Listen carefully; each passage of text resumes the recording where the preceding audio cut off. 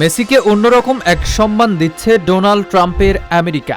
আর্জেন্টিনায় নয়, এবার মেসির নামে বিশ্বকাপের আগে আমেরিকায় হতে যাচ্ছে একটি রাস্তা। বিশ্ব ফুটবলের সবচেয়ে বড় তারকাদের একজন লিওনেল মেসি। মাঠের ভেতরে তার জাদুতে মুগ্ধ কোটি মানুষ, এবার মাঠের বাহিরেও পেলেন বিশেষ সম্মান। যুক্তরাষ্ট্রের নিউ জার্সিতে তার নামে একটি রাস্তার নামকরণের উদ্যোগ নেওয়া হয়েছে।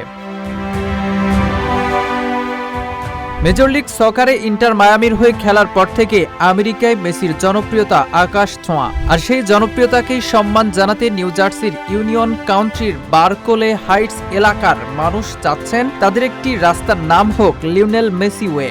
বর্তমানে সেই রাস্তার নাম শেরম্যান অ্যাভিনিউ। এলাকাবাসীর দাবি, বিশ্বকাপ জয়ী এই ফুটবল কিংবদন্তির নামে রাস্তার নামকরণ করলে পুরো এলাকার পরিচিতি ও সম্মানও বাড়বে। তবে শুধু দাবি তুললেই হচ্ছে না, এজন্য প্রয়োজন স্থানীয় বাসিন্দাদের ভোট।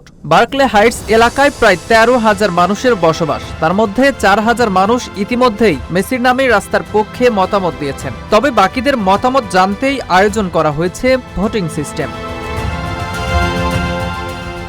জানা গেছে, পুরো উদ্যোগটির পেছনে রয়েছে বার্কলে হাইটস ফিফা বিশ্বকাপ 2026 টাস্ক ফোর্স।